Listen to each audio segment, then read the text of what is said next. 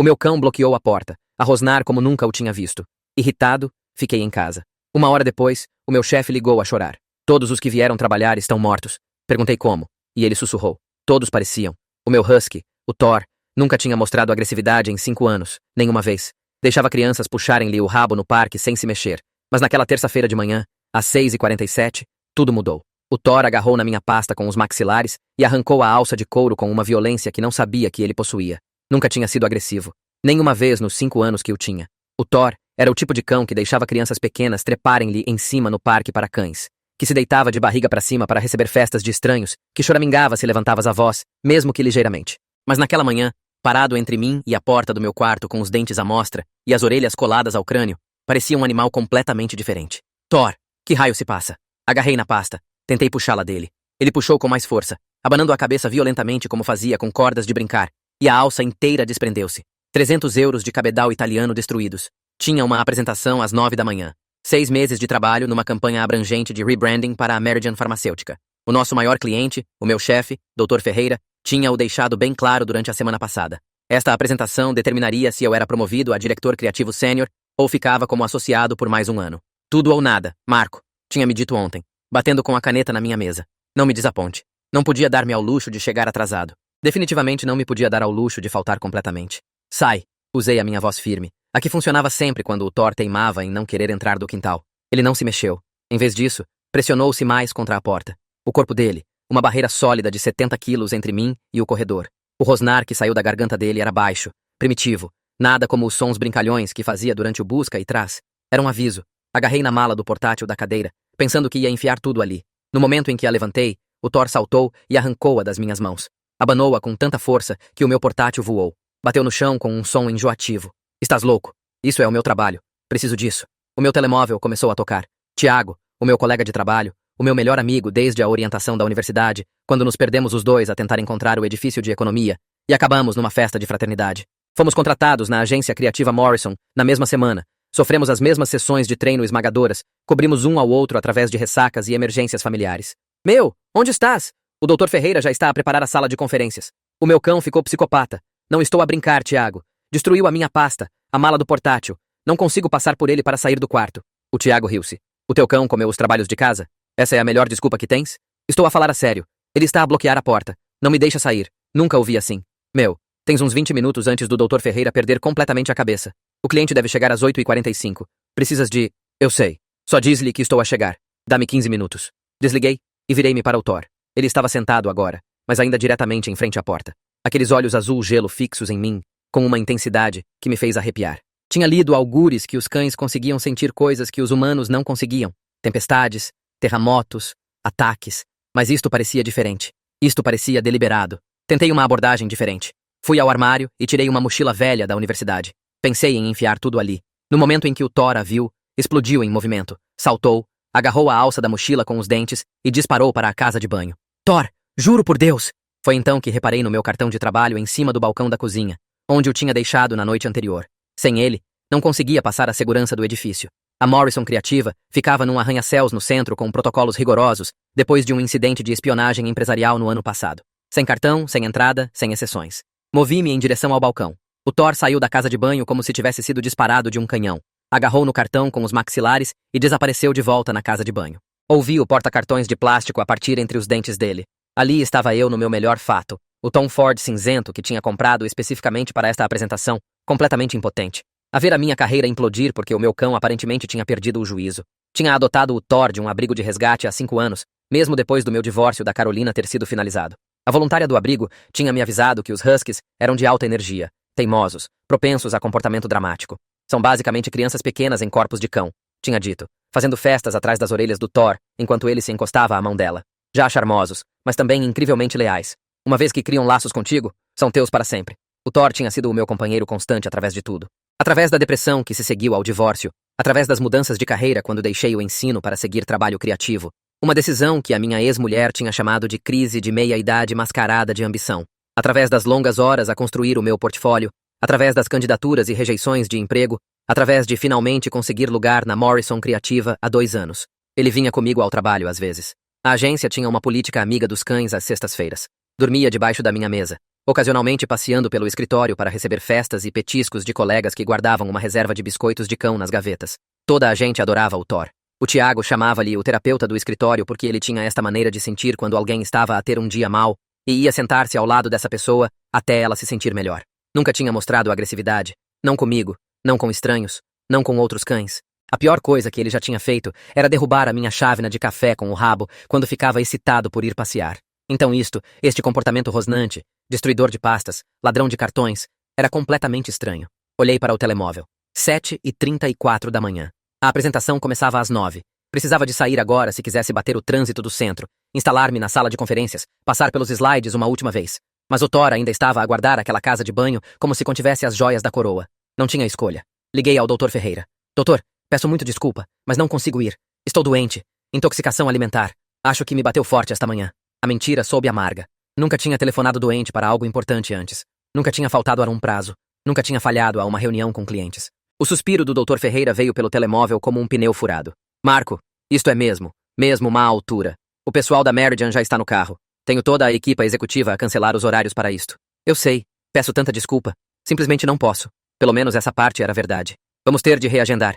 Digo-lhes que tens gripe ou assim. Tenta empurrar para a próxima semana. A voz dele estava tensa com o tipo de raiva controlada que era de alguma forma pior do que gritar. Melhora. Descansa. Desligou sem dizer adeus. Fiquei ali no meu fato. A minha pasta destruída no chão. O meu portátil provavelmente partido sem conserto. O meu cartão de trabalho a ser usado como brinquedo de mascar pelo meu cão insano. Acabara de torpedear 6 meses de trabalho. Possivelmente toda a minha trajetória de carreira porque não conseguia fisicamente sair do meu apartamento. O Thor saiu da casa de banho. O meu cartão ainda na boca, mas já não o mascava. Aproximou-se de mim, largou o cartão aos meus pés, surpreendentemente com cuidado, e depois ficou ali sentado a olhar para mim com aqueles olhos azuis perturbadores. Estás feliz agora? Perguntei-lhe. Estás satisfeito? Ele não abanou o rabo. Não ofegou nem me lambeu a mão nem fez nenhuma das coisas normais de cão.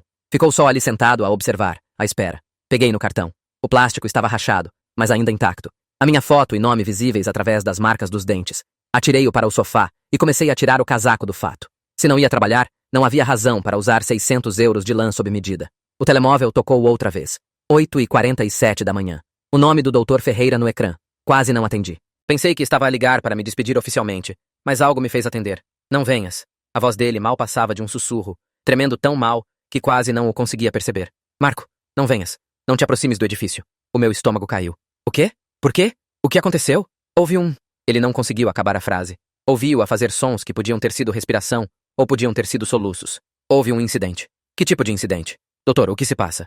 Uma fuga de gás da construção noturna no 3º andar. Estavam a instalar novos sistemas de ventilação. Algo correu mal. A equipa de manutenção encontrou outro som partido. Marco, toda a gente que veio à reunião da manhã está morta. O mundo inclinou. Sentei-me com força na beira da minha cama. O quê? Tiago, Sara, Tomás, Rita, toda a gente da Criativa, os clientes da Meridian, 17 pessoas no total, monóxido de carbono de uma ligação defeituosa na linha de ventilação. Acham que começou a vazar por volta das 6 da manhã antes de alguém chegar. Quando as pessoas começaram a sentir sintomas durante a reunião, já era tarde demais. Simplesmente disseram que parecia que toda a gente adormeceu, mas não acordaram. O telemóvel escorregou da minha mão, bateu no chão. Olhei para o Thor. Ele ainda estava sentado na entrada, perfeitamente imóvel. Aqueles olhos azul gelo fixos em mim, como se soubesse exatamente o que estava a fazer desde o início. Não me mexi por muito tempo. Não conseguia processar o que o Dr. Ferreira tinha dito. 17 pessoas mortas. O Tiago morto por causa de uma fuga de gás em que eu teria caminhado diretamente se o Thor não me tivesse fisicamente impedido de sair. O telemóvel vibrou com mensagens que chegavam. Peguei nele com mãos trêmulas. A namorada da Sara. Soubeste da Sara? Ela não atende o telemóvel. A mulher do Tomás. O Tomás não veio à casa para almoçar. Sabes o que se passa no escritório? A mãe do Tiago. Marco, por favor, liga-me. A polícia acabou de vir à minha casa. Não me querem dizer nada exceto que houve um acidente. O Tiago está bem? Por favor, diz-me que o meu filho está bem. Não conseguia responder a nenhuma delas. Não conseguia formar palavras. O Thor aproximou-se e pôs a cabeça no meu joelho. Não a exigir atenção. Não brincalhão. Apenas presente, sólido, real. Pus a mão na cabeça dele. Senti o pelo macio, o calor. Como soubeste? Sussurrei. Como raio soubeste? As notícias saíram na televisão cerca de 1 hora depois. Sentei-me no sofá a ver a cobertura ao vivo. O Thor pressionado contra a minha perna, enquanto repórteres ficavam fora do edifício da Morrison Criativa a falar sobre o trágico acidente de trabalho. Os nomes começaram a sair por volta do meio-dia. Tiago Monteiro, 29, associado criativo. Sara Chen, 31, redatora sênior. Tomás Rodrigues, 44, diretor de arte. Rita Foster, 38, gestora de conta. A cara do Tiago apareceu no ecrã. A foto do LinkedIn dele, aquela onde usava aquela gravata ridícula que ele achava que o fazia parecer sofisticado e acessível. Tinha tirado essa foto para ele na copa do escritório. Filo posar de 17 maneiras diferentes até conseguirmos uma de que ele gostasse. O telemóvel tocou. Dr. Ferreira outra vez. Marco! A voz dele soava como se tivesse envelhecido 20 anos. Só queria ver como estavas, ter a certeza de que sabias. A polícia pode contactar-te para uma declaração, já que estavas marcado para estar lá. Como é que está vivo? Perguntei. A pergunta saiu mais dura do que pretendia. Estava no meu escritório a fazer cópias dos materiais da apresentação. Sistema de ventilação diferente. Quando vim pelo corredor, as pessoas já estavam... Tentei ajudar, tentei acordá-las, mas estavam todas... Ele parou. Os paramédicos disseram que se tivesse estado naquela sala de conferências mais 5 minutos, também estaria morto. Jesus, por que não estavas lá, Marco? E quero a razão verdadeira, não intoxicação alimentar. Olhei para o Thor. O meu cão não me deixou sair do apartamento. Sei como soa, mas ele bloqueou a porta. Destruiu tudo o que eu precisava para chegar ao trabalho. Achei que tinha enlouquecido. Silêncio do outro lado. Depois, os cães conseguem cheirar monóxido de carbono. Sabias isso? Acabei de saber por um dos paramédicos. Usam cães de detecção para fugas de gás às vezes. O sentido de olfato deles é tão sensível que conseguem detectá-lo em concentrações que os humanos nem conseguem medir. O sistema de ventilação do nosso edifício, disse eu devagar, percebendo, está ligado a todo o complexo. O meu apartamento fica no mesmo edifício que o escritório, só andares diferentes. O teu cão cheirou através das condutas, disse o Dr. Ferreira. Ele sabia. De alguma forma sabia que se saísses do apartamento e fosses ao escritório, morrerias. A detetive Maria Santos veio ao meu apartamento naquela noite. Estava nos 40, usando um blazer que tinha visto dias melhores, carregando um caderno com páginas dobradas nos cantos. 15 anos em homicídios, agora a fazer investigações de fatalidades no local de trabalho. Apresentou-se. Preciso de lhe perguntar sobre esta manhã. Contei-lhe tudo. A pasta destruída, o cartão roubado, a agressividade invulgar do Thor, como liguei doente porque fisicamente não conseguia sair. Ela escreveu tudo, a expressão neutra. E nunca experienciou este comportamento do seu cão antes? Nunca. É o cão mais gentil que já conheci. Senhor Marco, vou ser honesta consigo. Este caso é estranho. A fuga de monóxido de carbono foi de um erro de construção. Alguém ligou as linhas de ventilação incorretamente durante o trabalho noturno. Mas o que me incomoda é o timing. A fuga começou às 5h47 da manhã, aproximadamente. A sua primeira interação com o seu cão a exibir comportamento invulgar foi às 6h47 da manhã. Segundo os registros do seu telemóvel mostrando quando ligou ao seu colega. Isso é exatamente 1 hora depois da fuga começar. Não percebo o que está a dizer. Estou a dizer que o seu cão detetou algo 1 hora depois de começar, antes de atingir concentrações que se registrariam em detetores padrão de monóxido de carbono. Verificamos o seu apartamento. Não tem um detetor de CO, já agora. Devia mesmo instalar um. Mas mesmo que tivesse, não teria disparado ainda. Os níveis no seu apartamento naquela altura estavam elevados, mas não imediatamente perigosos. Mas o seu cão sabia. Sentiu que algo estava errado antes de qualquer humano ou dispositivo o ter detetado. Ela olhou para o Thor, que estava deitado na cama dele no canto a observar-nos. Os cães têm cerca de 220 milhões de receptores olfativos. Os humanos têm cerca de 5 milhões. Há casos documentados de cães a detetar fugas de gás, a alertar os donos para envenenamento por monóxido de carbono, até sentir ataques ou emergências diabéticas antes de acontecerem. Mas esta é a primeira vez que vejo um cão impedir alguém de caminhar para uma exposição letal. Então, ele salvou minha vida. Salvou absolutamente a sua vida. Se tivesse ido àquele escritório, estaria morto. A equipa forense disse que toda a gente naquela sala de conferências morreu entre as 8h52 e as 9h04 da manhã. Teria chegado mesmo nessa janela. As minhas mãos começaram a tremer. Juntei-as para parar. Sei que isto é difícil, disse a detetive Santos, não sem bondade, mas precisa de perceber o quão sério isto é. A empresa de construção, Hartwell e Filhos, estão a enfrentar acusações de homicídio negligente, 17 acusações. O gestor de projeto que aprovou a ligação defeituosa vai para a prisão.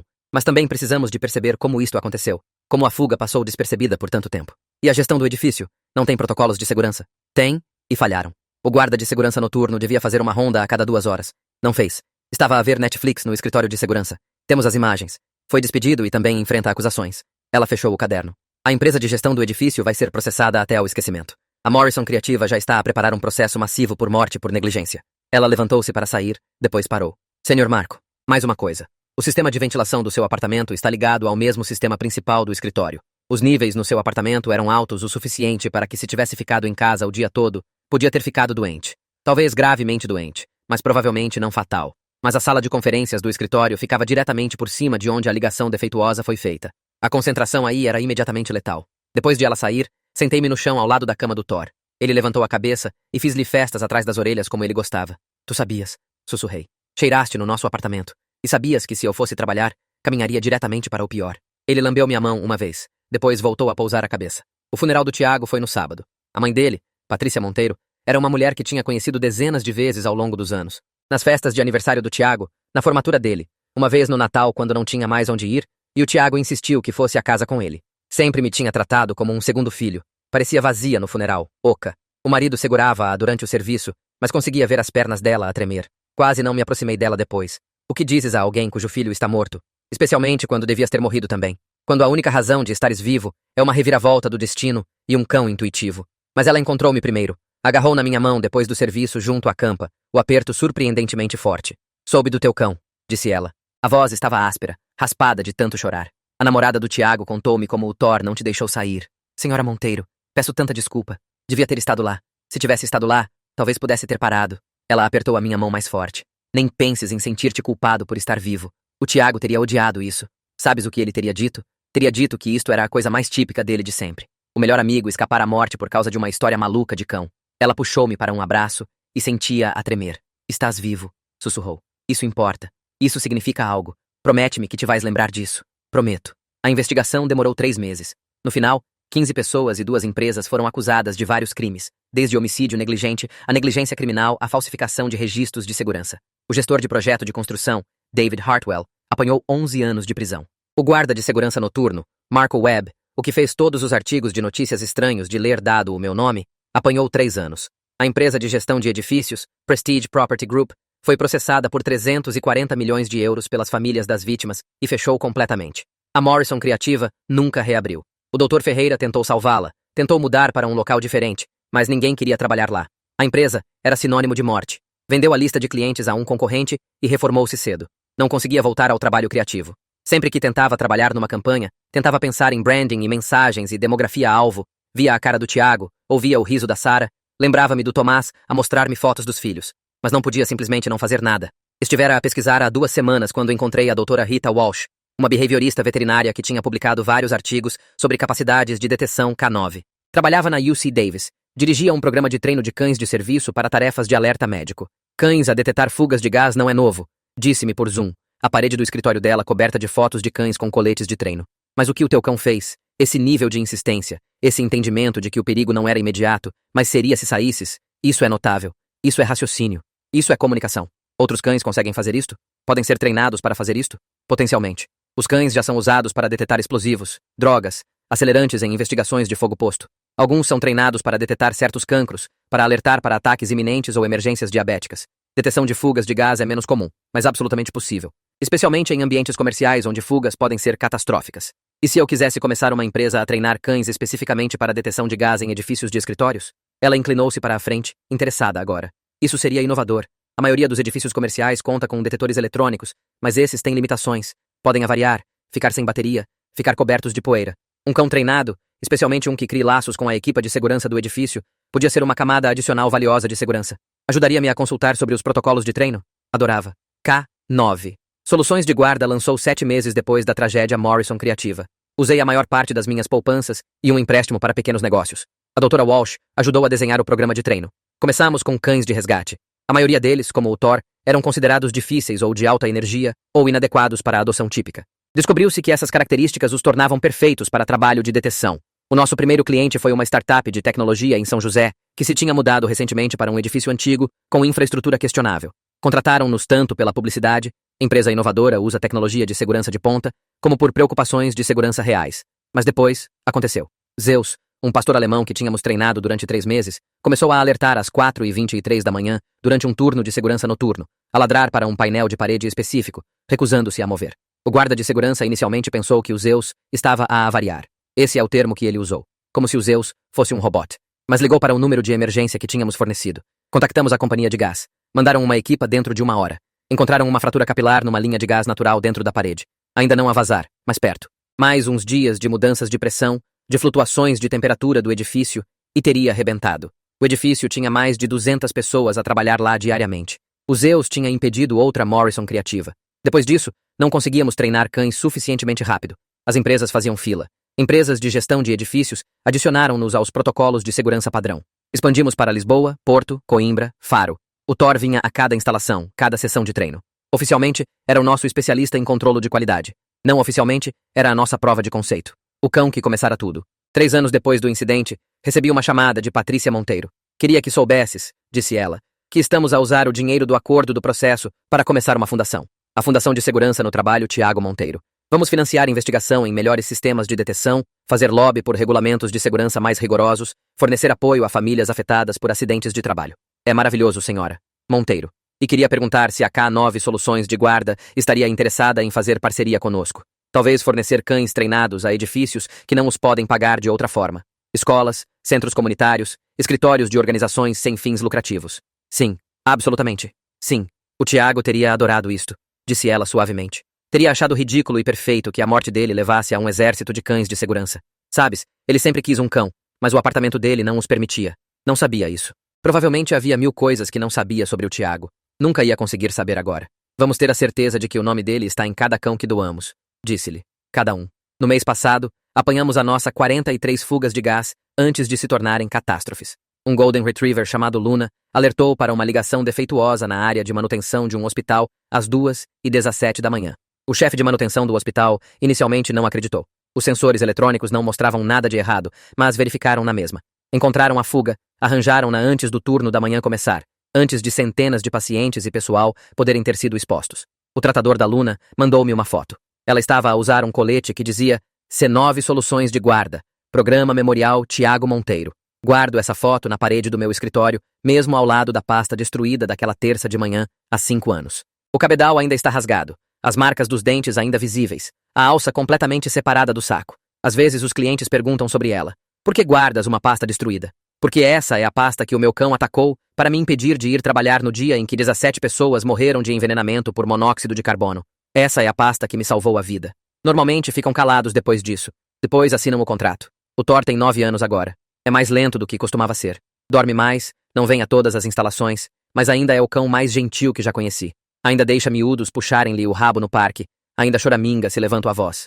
Mas às vezes, à meio da noite, acordo e encontro-o sentado junto à porta do meu quarto, só sentado, a observar, como se ainda estivesse de guarda, ainda me protegendo de ameaças invisíveis que não consigo sentir. Está tudo bem, amigo.